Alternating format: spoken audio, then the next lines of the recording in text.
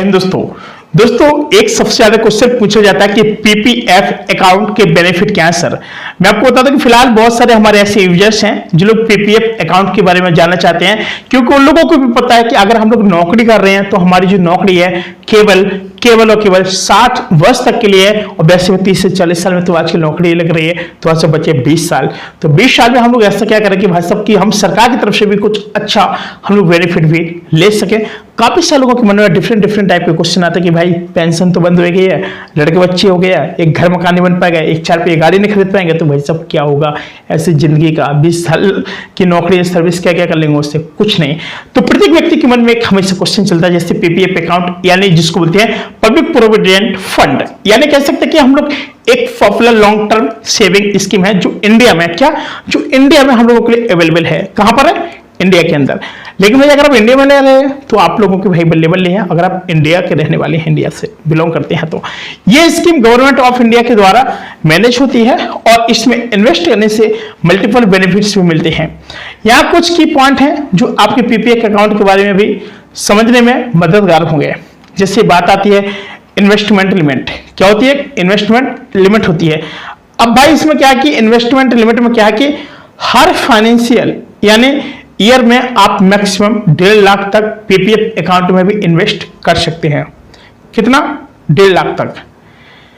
यानी कोई भी जैसे हर फाइनेंशियल ईयर है उसमें क्या है कि मैक्सिमम आप लोग 1.5 लाख तक का जो पीपीएफ अकाउंट में है आप लोग इन्वेस्ट कर सकते हैं। नंबर दूसरी बात, lock in period. PPF account का एक लॉक इन पीरियड होता है जो 15 साल का होता है। कितना होता है? 15 साल का। अब भाई बहुत सारे लोगों को तो ये भी नहीं पता है कि इनका जो लॉक का पीरियड होता है सर कितना होता है। तो भाई एक तो नंबर एक बात आपको ये जान लेना कि जो इन्वेस्टमेंट की जो लिमिट है हर फाइनेंशियल ईयर में आप मैक्सिमम 1.5 लाख तक का पीपीएफ अकाउंट में इन्वेस्ट कर सकते हैं, केवल 1.5 लाख रुपए तक का। और नंबर दूसरी बात है जो लॉक इन पीरियड, यानी जिसको कहते हैं कि पीपीएफ अकाउंट का लॉक इन पीरियड में 15 साल का होता है, और बल्कि इसमें मतलब कि आपको अपने पैसों का 15 साल तक अकाउंट में रखा हुआ रहना पड़ेगा। भाई 15 साल तक आपको रखना पड़ेगा, आप बीच में कुछ तोड़फोड़ नहीं करना, ठीक है। अब बात करते हैं कि जैसे इंटरेस्ट रेट पीपीएफ अकाउंट में होता क्या कि इंटरेस्ट रेट गवर्नमेंट द्वारा सेट किया जाता है और ये रेट रेगुलर अपडेट होता रहता है। इंटरेस्ट रेट जनरली हाई होता है और टैक्स फ्री होता है। कैसा होता है? इंटरेस्ट रेट इसका क्या होता है? जनरली हाई होता है और टैक्स फ्री होता है। भाई साहब एकदम बिंदास, बात समझ लो ना, टैक्स फ्री। अब बात आती है भाई साहब टैक्स बेनिफिट्स की, यानी भाई अब क्या है कि भाई नौकरी है, जितना कमा रहे चलो भाई उसका भी यूज कर लें।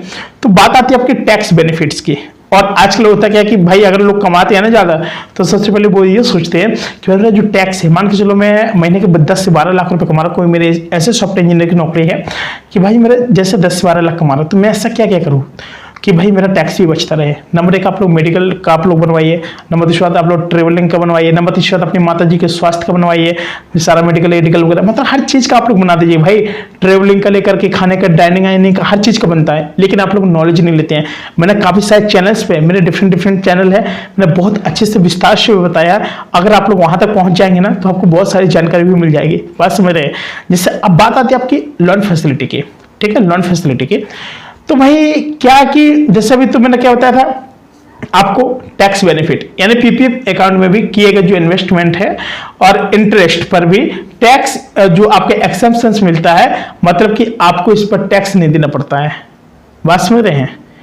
टैक्स बेनिफिट यही होता है, यानी पीपीएफ अकाउंट में क्या होता है कि किए गए इन्वेस्टमेंट और इंटरेस्ट पर जो ब्याज है टैक्स एक्सेप्शन से मिलता है, बल्कि आपको मतलब कि आपको इसमें कोई भी टैक्स नहीं देना पड़ेगा। भाई बल्ले फिर तो आती है, ठीक है। अब एक होता है आपका लोन फैसिलिटी, यानी पीपीएफ अकाउंट होल्डर को लोन भी मिल सकता है। किसको?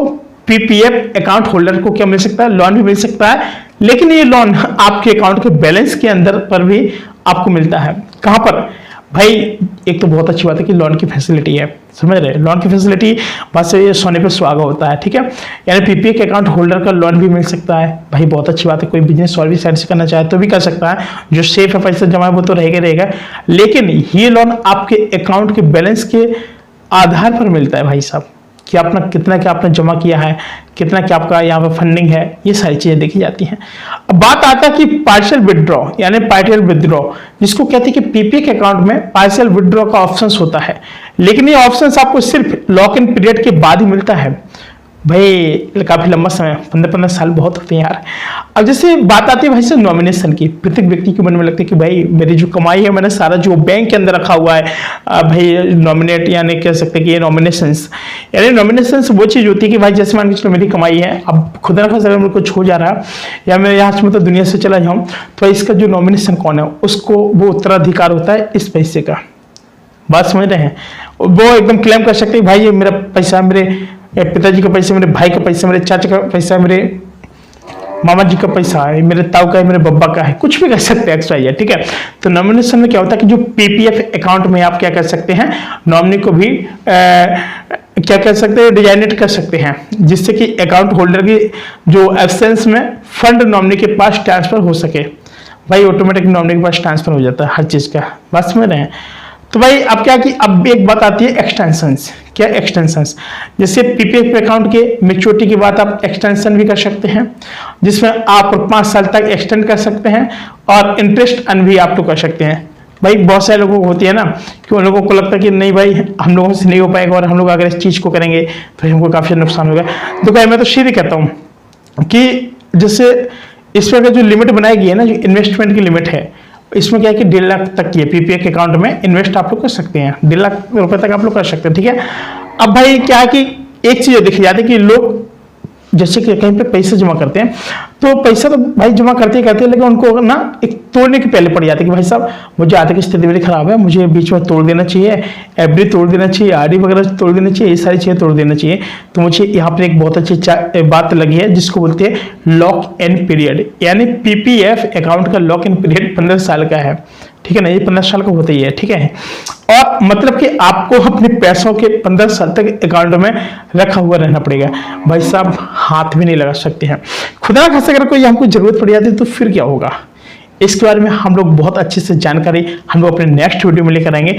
और हाँ एक चीज और बता दें कि बहुत सारे लोग हमारे भाई बंधु लोग हैं ट्रेडिंग सीख रहे हैं, या फिर कोई क्रेडिट कार्ड के बारे में जानकारी लेना चाहते हैं, या फिर कोई रेलवे के रिगार्डिंग जानकारी लेना चाहते हैं, या फिर कानूनी विवाद के बारे में जानना चाहते हैं, या फिर फाइनेंशियल के बारे में कुछ जानना चाहते हैं, या फिर आप लोगों को कुछ ऐसे बेनिफिट के बारे में जानना है फाइनेंशियल से रिलेटेड, कानूनी वाद विवाद से रिलेटेड, रेलवे से रिलेटेड, या फिर आपको कोई भी आपको जानकारी चाहिए हमारे माध्यम से, तो हम लोग आप लोगों के पास बड़ी आसानी के साथ लाएंगे।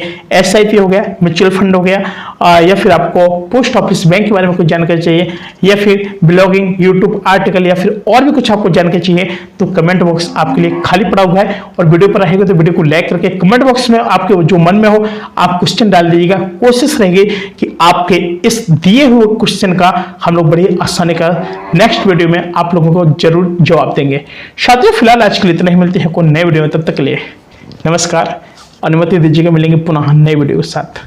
जय हिंद।